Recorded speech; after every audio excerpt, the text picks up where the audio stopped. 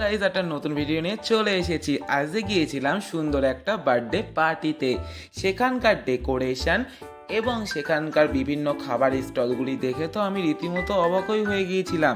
কোনটা ছেড়ে কোনটা খাবো বুঝতেই পারছিলাম না। দেখতেই পাচ্ছ কতগুলো স্টল রয়েছে।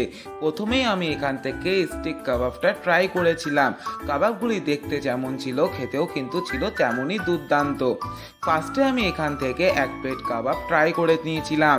কাবাবটা দেখতে পাচ্ছ দাদা এখানে কিন্তু বাটার এবং তার সাথেই সস দিয়ে আমাকে সার্ভ করছে।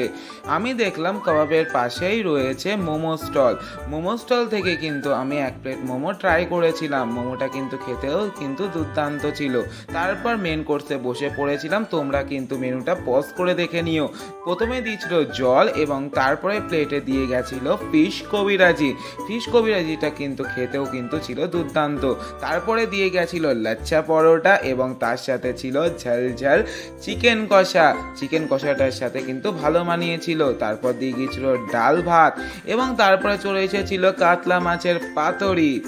তোমরা কিন্তু দেখতেই পাচ্ছ আমি এখানে কিন্তু কলা পাতায় সেটাকে বের করে নিচ্ছি। এটাকে এতটা সুন্দরভাবে তারা তৈরি করেছে না, মানে লিটারালি বলছি বলার কিছু নেই, এতটা সুন্দর ছিল। তারপরে চলে এসেছিল কিন্তু গরম গরম মাটন কষা এবং ফ্রাইড রাইস। গরম গরম মাটন কষাটা যেরকম দেখতে খেতেও কিন্তু ঝাল ঝাল তেমনই ছিল খেতে। এবং আমি কিন্তু 2-3 বার নিয়েও নিয়েছিলাম, এতটা ভাল লাগছিল।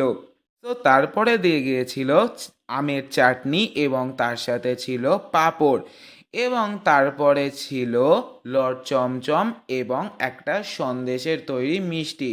So by.